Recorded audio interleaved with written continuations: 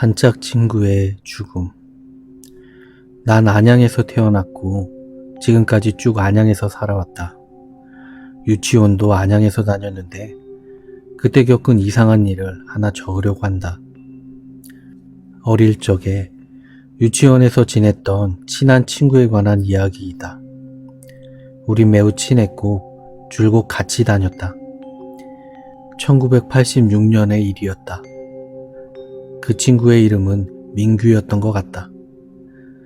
얼마 전까지만 해도 또렷하게 기억이 났던 이름이지만 군대를 다녀오고 여러 가지 생각할 일이 많아져서였는지 아니면 내가 간직했던 순수한 우정을 잃어버린 어른이 돼서인지 지금은 흐릿하다.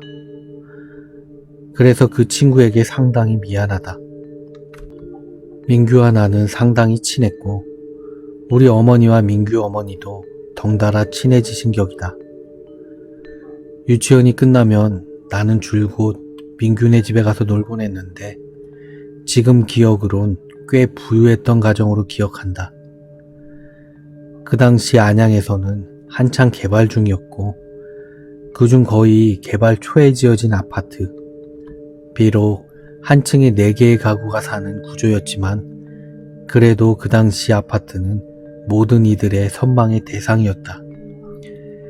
그 아파트의 13층이 민규네 집이었고 또 매우 비싸 보이는 피아노도 있었고 왠지 모르지만 멋져 보이는 그림도 거실 중앙에 크게 자리 잡고 있었다. 그리고 바나나도 있었다. 그렇게 1년 정도를 친하게 지내던 어느 날 어린 나에게 감당하기 힘든 아니 실감조차 나지 않는 민규의 죽음이라는 충격적인 일을 경험하게 되었다. 그날 어머니와 나, 또 민규와 민규의 어머니는 유치원이 끝나고 중앙시장에서 떡볶이를 먹고 이것저것 장거리를 본 뒤 민규네 집으로 가게 되었다. 택시에서 내려 민규의 집으로 가는 도중 민규의 어머니는 짐이 무거우니 먼저 가서 집을 열어놓으라고 했고 민규는 알았다며 나보고 같이 가자고 했다.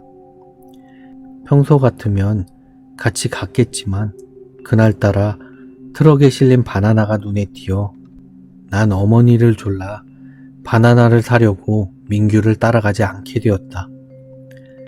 할 수 없이 민규 혼자 아파트 현관으로 뛰어들어갔고 나는 어머니께 바나나를 사달라고 조르고 있던 중이었다.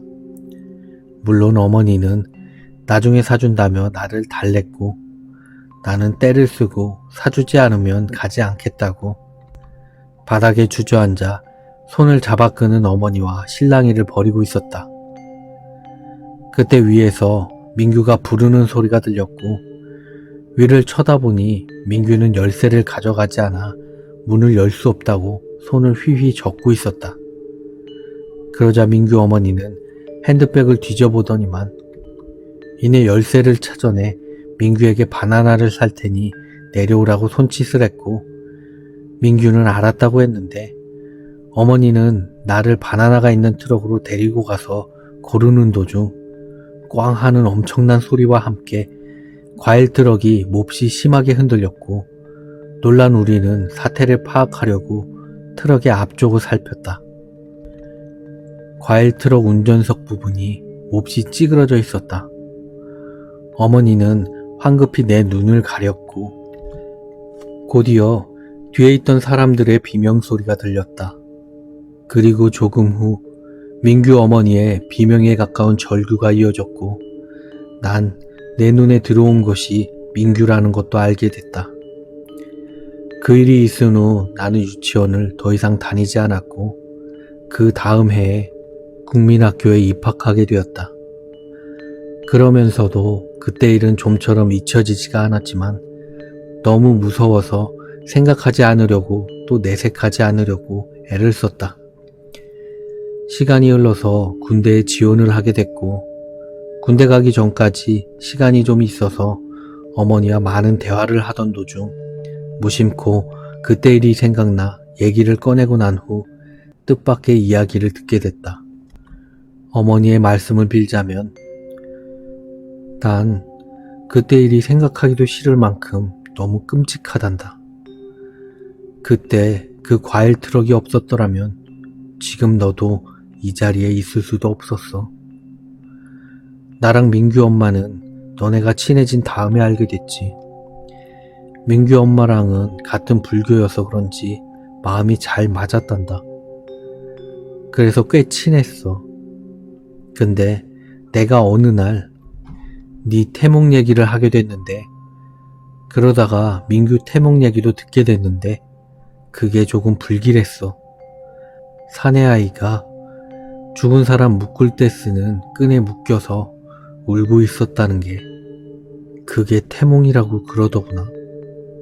그런데 내가 미신을 잘 믿는 성격에 너네 토종비결이라도 보자는 핑계로 안양에서 제일 용하다는 점쟁이를 수소문해서 갔지. 가뜩이나 불안한데 불길하다 뭐 어쩐다 하기가 뭐해서 그냥 핑계를 댄 거지. 그래서 점쟁이 집에 가서 우선 네 점을 먼저 물었다. 뭐 중간에 위기가 있지만 조상의 도움으로 어쩌고 저쩌고 그러더니 부적을 하나 쓰라 그래. 그러다 민규의 점을 물었더니 옛날 조상 중에서 제대로 신내림을 받지 못하고 죽은 귀신이 있어서 다른 귀신을 부는 격이라고 좋지 않으니까 마음의 준비를 하라 그러대. 뭐 방법을 물어봤더니 다음에 다시 오라는 말만 하고 그냥 나가라는 거야. 그래서 기가 차서 나왔는데 민규 엄마는 표정이 너무 어두웠지. 괜히 가잔소리를 했나 싶더라고. 그 민규가 죽기 얼마 전에 민규 엄마가 불길한 꿈을 꾸었는데 민규네 집 현관에 검은 옷을 입은 귀신이 두 손을 바닥에 대고 개처럼 바닥에 막 기어다니는 그런 꿈을 꾸었다고 그러대. 그런데 너 그거 아니? 아파트 난간은 안전 문제 때문에 어린아이가 혼자 힘으로는 아래를 쳐다볼 수조차 없게끔 높게 만들어. 민규가 어떻게 아래를 쳐다보면서 얘기를 했는지 상상이 가니? 그 난간이 어른 얼굴 정도 높이인데 그리고 그 무당말이 맞았던 것 같아. 그래도 어린 게 무슨 죄가 있다고.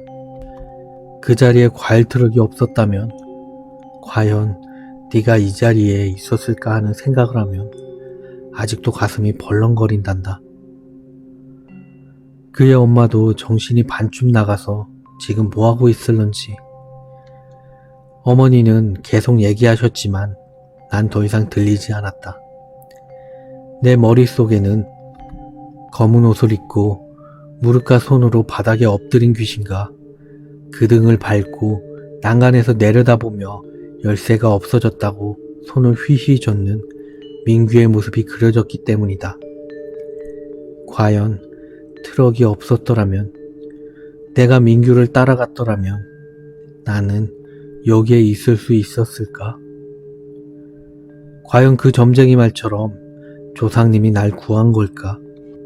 그 후로 자주 악몽에 시달렸고 지금도 가끔 꿈은 꾼다.